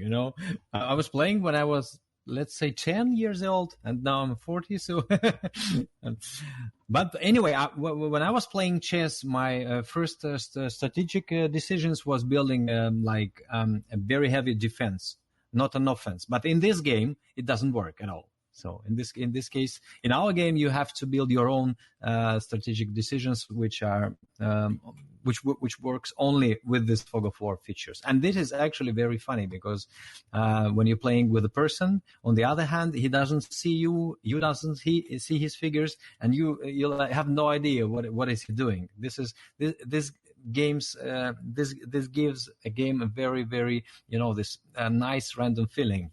So you want to play it and play it and play it again when you feel better in this game, not in the usual chess. Nice. Okay, so as we get to the end then, and this could be for either you, pending which one you feel stronger wanting to do this, can you tell us where we find this game in the future, what platforms, all that fun stuff? Eugene will answer that. You think so? All right. Well, he won't answer that, but he will talk. Yeah, all right. By the way, Mike, if you want, we can actually try playing a game against each other. If at some point you feel like and you want to get this sort of experience, we can just go on with that. If I feel like losing, I got it. Okay. Yeah. But then again, if you feel like winning, I can make you play against Dennis, and he's the losing part. Remember, yes, I lost when we were playing with Eugene last time. Yeah, all right. So about the platforms. So the game itself is, it is pretty simple. It took a lot of efforts from us, both art and development.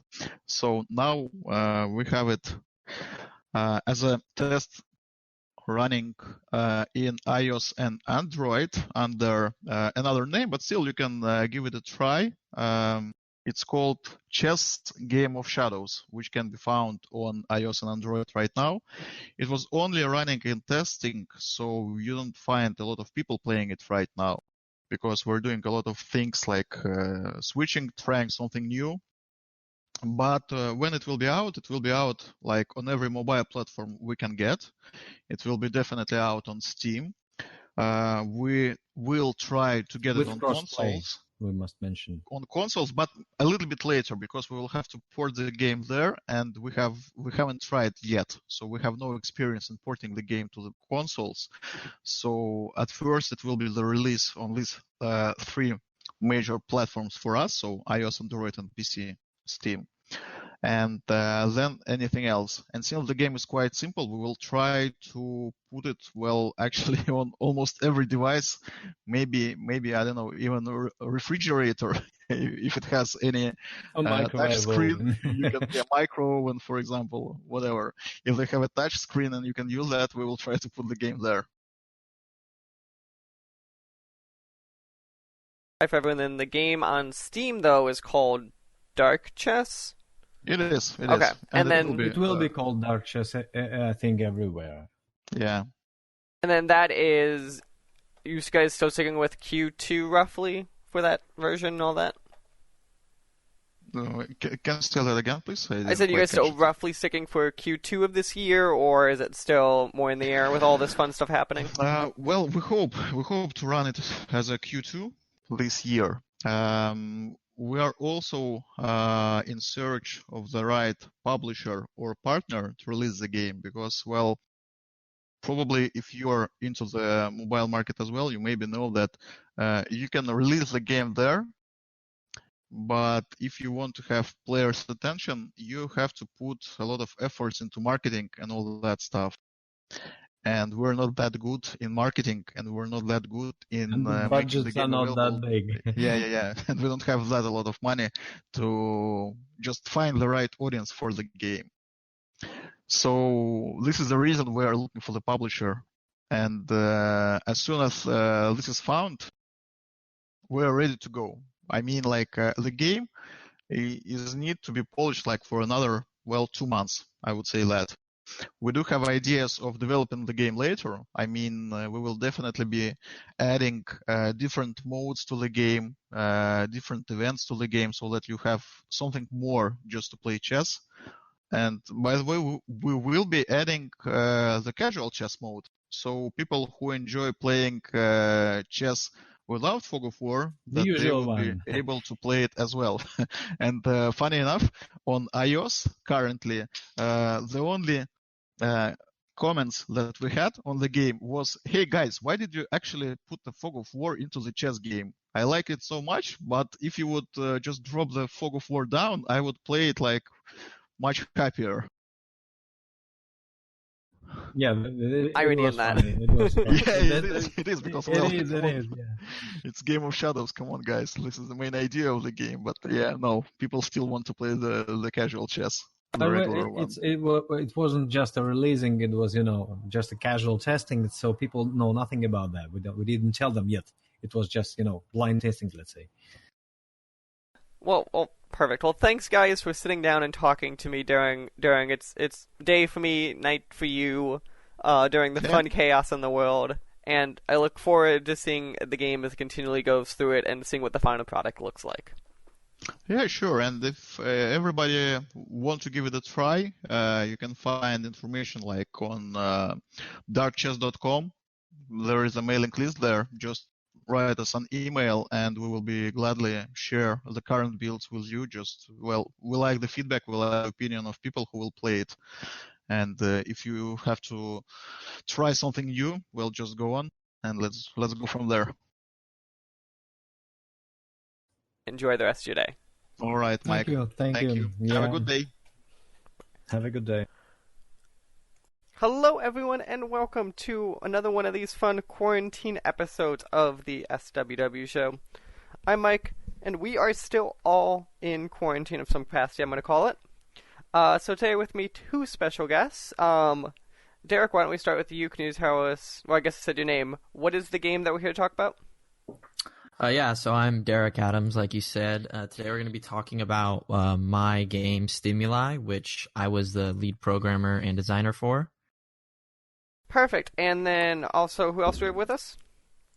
I'm Preston Dowdy. I did the music for Stimuli. Perfect. Obviously, when we start the obvious thing, what is Stimuli?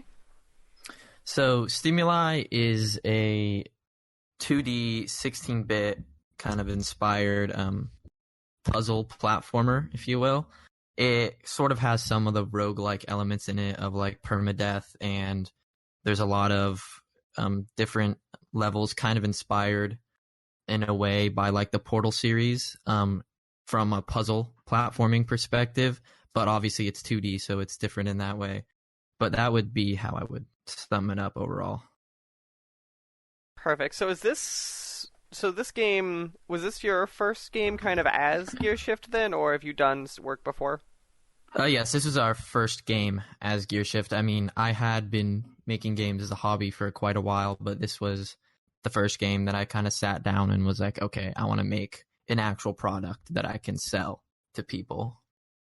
That's when I started taking game development a lot more seriously.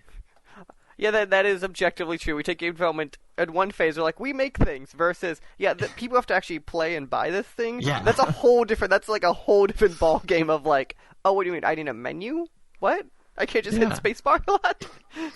Yeah, for like years I'd made these little games that I thought were like cool and fun, and I would show to people and they're like, what am I supposed to do? What is this circle with other different colored circles on the screen? How about we start there then? So, and probably for both of you then, because I assume just logistically on this one, what was like some of the first shocking things of like going from you making projects to you being like, this product is going to be a thing people buy? What was like the first things you're like, crap, we need this, or learn to do this? So I kind of started making games all the way back in like 5th grade with like Scratch and stuff when that was first coming out, and I messed around on a lot of different projects with that, and then from there in middle school I learned about Game Maker 8, so Studio wasn't even out yet, and I was making games with that for a while, and then some point in high school, it would have been around July of 2018, I realized that if this was something that I really wanted to do, I had to make something that was a lot more complete. And the first kind of shocking thing was how much harder it was when you're making a game that you want to try to like sell or please people with, rather than just something that you're throwing together for the fun of it. There's a lot more you have to think about, and there's a lot more planning involved. So I think kind of just the level of work that shifts between making, personal projects to a commercial product. So how about let's jump to you, Preston, so you don't feel as left out. Preston, have you done games music before? Is this your first game? What's kind of your background? So I'm a guitarist by trade. I have been playing for about 3 years, but I kind of just was messing around with some ideas, and Derek came to me and he was like, hey, do you want to make a soundtrack for this? And I said, yeah, I'm definitely all in for that. So he just kind of showed me the game a little bit, and I looked at it and I kind of tried to go for a bit of a techno vibe in the soundtrack. And I'm not super, is a little bit different than what I was used to, but I think the end product was pretty good. I was pretty happy with it, and I think, Derek, I can't speak for you, but I think you sounded pretty pleased with it as well. Yeah, it definitely turned out well. Okay. So let's I would say, obviously, we kind of talked about it roughly. So you said this game is a platformer. You kind of said in the vein of Portal and those kind of looking games, but 2D, obviously. Let's kind of dig in the mechanics a bit more. What are maybe like some like mechanic or two that like are your favorite, or kind of you think really sells the game? So the original idea I had when I was planning the game was I wanted to make a game where every level added a new mechanic. That was sort of the idea that came with it. So, the first level, you're just basic platforming things. So you just have jumping, double jump, wall jump, sort of the basic things you'd have in a lot of other 2D platformers. And then each level, it gets progressively more complicated, which I think is one of the better selling points. So like the second level, you get a grappling hook. And then the next level, you have like anti-gravity things. And then eventually you get a jetpack. And then on the final levels, you have to incorporate using all the mechanics together to like solve puzzles and get through the levels and defeat some of the bosses that are in the game. So I think the major selling point of the game from a mechanics perspective would be how it adds on each other and progressively gets more complicated and interesting. Yeah, I got asked my background's a lot of design and programming stuff, and this you said is for your first like big game. Correct me if I'm wrong. That grappling hook I assume was a lot harder to actually implement than it was in theory. Yes, it was. Cause I'll be like, I don't even know what I did and how I got it to work to this day. It's because because you had to make a much more complicated physics engine than you would have had to originally with just jumping. And kind of like getting that to work without having to completely restructure the game was kind of frustrating. So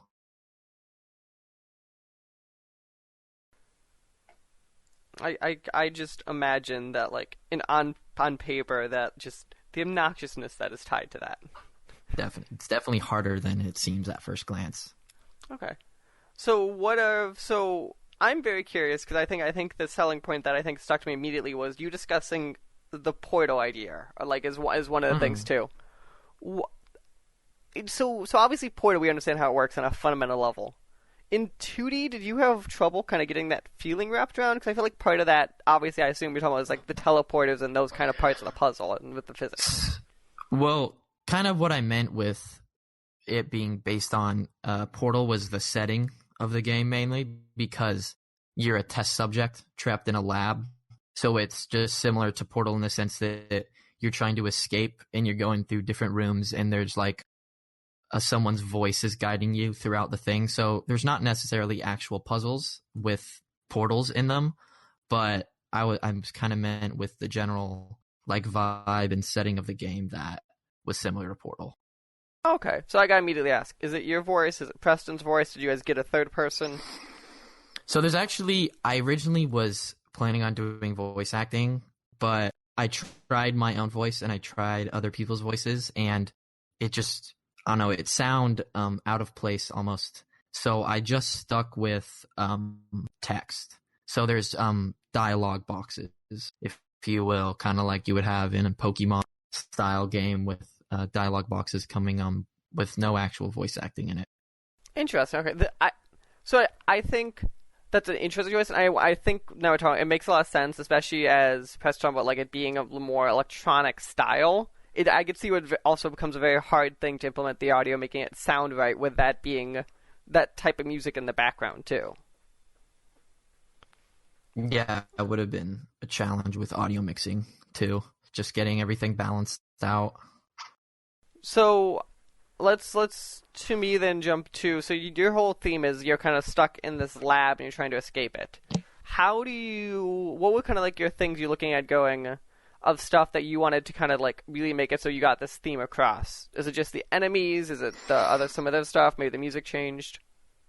So it's pretty on the nose from the start. Because the opening cutscene of the game opens with, it's a lab style room. You see like desks with different like chemical formulas in them, and then the music starts, and the first dialogue is, I think it's starting boot up sequence, and then the main character comes out of this sort of cryo chamber that they've been stuck in for a while, and instantly the text at the screen addresses you as Subject 27 and says like, welcome to Stimulus Labs. So it's kind of like from the start you can tell that you're stuck in a lab. I mean, it's pretty on the nose about it because it just straight up tells you, but I figured that was the best way to just communicate it. Also, I think, and it's also Porter does this very well too, I think, is the way you're theming it. It's very much, that's always the funniest thing too, when you're like very on the nose. They're like, hello, test subject. You are here with us. We experiment on you. Got it? Like it's one of those. Yeah, pretty much. So I'm curious. I try to work in the like dark humor or like situational humor that's in some of the games that are similar like that. That's another thing that I thought was kind of Portal inspired, was like the GLaDOS voice that would tell you like kind of these jokes that are like kind of messed up because they know you're a test subject. So there's stuff like that throughout the game. Preston, did that change as he would go through these parts? Did that change at all how your music styling went with this, or is it very much kind of like you guys more kind of separate and then combined on the tail end? I'm gonna be pretty honest. I took about he maybe showed me the first level, and I knew pretty well what I was going for. I had a few little road bumps in like just that I wasn't familiar with the style I was doing, and I had to get a little bit more creative with it.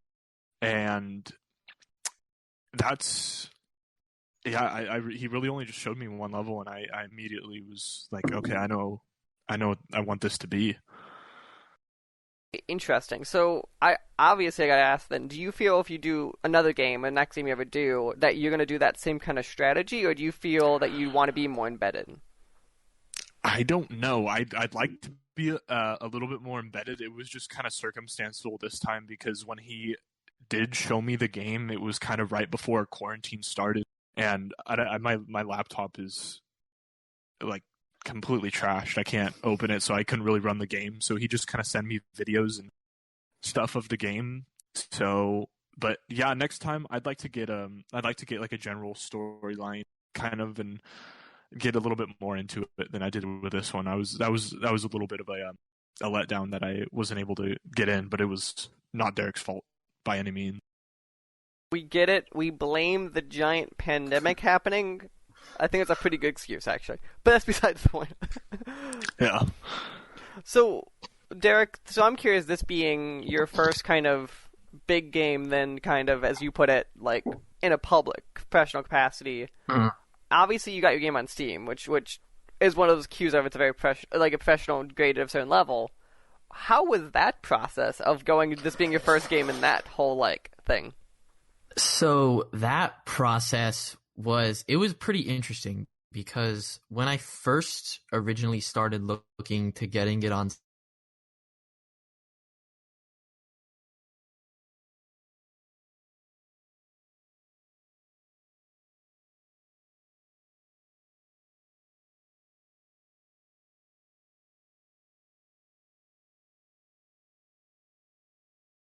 Mike?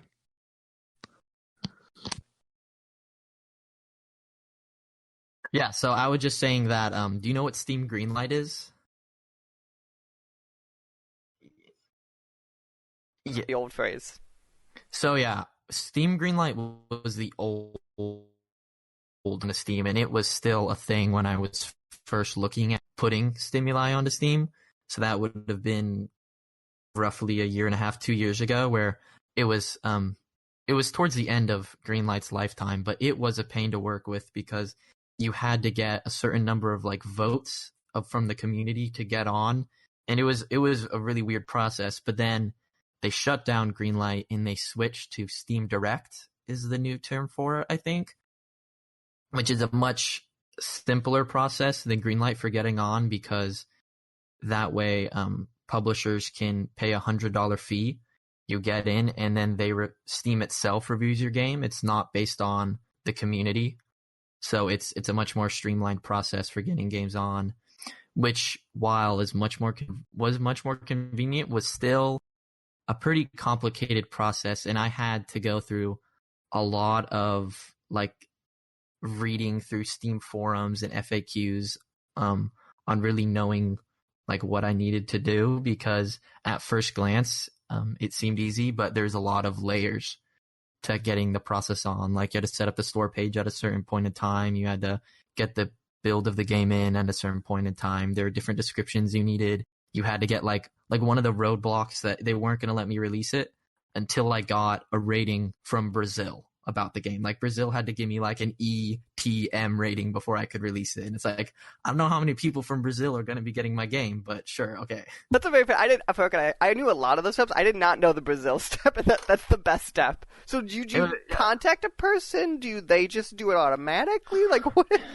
So it was it got to the ratings page of when I was setting everything up, and it was do you have an ESRB rating? And I was no, obviously I don't have that. And then they're like, okay, well, you don't have an ESRB rating, but you need a Brazilian rating. So they sent me a survey, and I had to take the survey of like, does your game have this in it? Does your game have this in it? Does your game have this in it? Like, does it have blood, gore, all that stuff? So I guess they're kind of just assuming that game developers are going to be honest in their survey, but yeah, there was no like straight up contact. They just emailed me a survey that I had to fill out. So it was weird, because it was weird that the ESRB, like, which is a country I'm in, America, didn't do anything. PEGI didn't do anything for Europe, but Brazil was the people that needed it. So I wonder if Brazil must have it where just any game has it, because that's part of the thing is consoles in America have to use ESRB ratings, but you get away from it on like digital storefronts with like Steam and Itch, just the nature of the distribution platform. But that's very fascinating. It must be like in their legal laws to do that for the Brazil part. Yeah, they probably have different like protective laws for like people buying games and stuff than we have here. Okay. So obvious now as we're talking in the middle of this pandemic, it's about a little after a week of the game coming out. So I'm curious on how you feel talking about it. How has the reception been? Is there any big regrets you have of the game? Those kind of things. So reception wise, it's gotten mostly positive reviews. I think there honestly, if I'm honest, not as many people got it as I kind of expected to, just based on the amount of people that wishlisted it versus the amount of people who actually bought it. A lot of those people didn't actually convert. I think only like 5% of the people who actually wishlisted the game got the game. But from a review standpoint, I've only had 1 or 2 negative reviews so far. And a lot of curators have been going through the review process that have requested me to give them the game, and I've been more than happy to oblige. But the biggest regret that I had was not setting up the store page earlier, because I set up the store page at the beginning of March. So then 1 month later, the game released. It would have been much better to get the store page up multiple months in advance, because then like you're generating more marketing and more people are going to wishlist it. And I think maybe if I had it up on the store page for longer, then even if the percentage of people that were wishlisted it that actually bought it didn't change, it still would have been more people. So that's definitely the biggest lesson that I learned from this, was set up the store page early. So I'm curious, because the other obvious thing that you could have done, which obviously you chose not to do, was early access. Mm-hmm. Was that a thing that crossed your mind? Do you feel this type of game just doesn't fit that? It was funny. I actually was planning on doing early access because I had a lot of features that I wanted to add that I wasn't going to have time to, just because I'm a full-time student. But when the pandemic hit and school was canceled, I had so much time on my hands that working on Stimuli was all I did for a few weeks. And in that time, I was literally able to do 80% of the updates that I wanted to do to the game that were going to be during early access. So literally like 2 weeks before the game came out, I realized that I had done almost all the work, and I switched it from early access to full release because just the amount that I was able to get done. So, some good things came out of the pandemic, I guess. Nice. So I'm gonna ask the obvious poking question here for both of you. Do you guys have any plans for what's next after this game came out? So I have a few ideas for games that I want to do, and I was talking with Preston about this. You can comment on this too, Preston, but we definitely want to be more involved with getting the music in the game more synced up, because I was almost mostly done with the development of the game, and then I asked Preston to work on it. Yeah. And I think if we work together on our next project more, and we get, the soundtrack and the general idea like set up earlier, we can get a lot more done from a like productivity perspective. Because I think the next game I'm planning on doing I haven't decided on a title for it, but it's probably going to be a fighting game.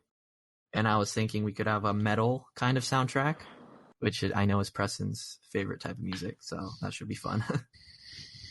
Yeah, Derek was telling me about that right around when we started doing the music. We started talking about the next game, and he's like, yeah, we'll probably have guitars in it. So I'm just kind of hoping I can get the production quality to be a little bit better and kind of work more at having the music be a little less repetitive, because I felt like the music that I was doing for Stimuli was slightly rushed just because of the circumstances, and I didn't have very much time. I initially thought that we were gonna have till like August, but then the Corona thing happened, and Derek was like, "Oh, I can." He ended up just getting it done a lot faster. So I was just kind of bummed that I didn't have enough time. And so for the next one, I'm really excited that I'm gonna have a little bit more time, and that I'm gonna be able to just kind of be able to be more involved in it, and that I'll be able to have some guitar in it. So that's kind of my strong suit, but definitely not my only what's the word? I can do other things though. Okay, perfect. Well, guys, thank you for sitting down with me during our fun pandemic time. Derek, you have to help me. Where do all the people find this game? So you can find Stimuli on Steam. You can also there is a demo version on itch.io and GameJolt. Those ones are free, but they are an old build of the game with probably about a quarter of the features that the full game has on Steam. So make sure to check that out. Perfect. Well, guys, again, thanks for this. Enjoy the rest of your day. You too. Thank you for having us on, Mike. Have a good one. All right. This podcast was a product of the SWW Show. You can find more at the swwshow.com or facebook.com/the SWW store or twitter.com/SWW. You can find out more about Mike at Mikey_Maroney on Twitter, and more about AJ at LoCBor on Twitter. Remember, new episodes come out twice a month, one focusing on the new entertainment news and one focusing on movie club, so a new and an old movie. You can find out more again at the swwshow.com, and you can find the show on podcast services around the globe.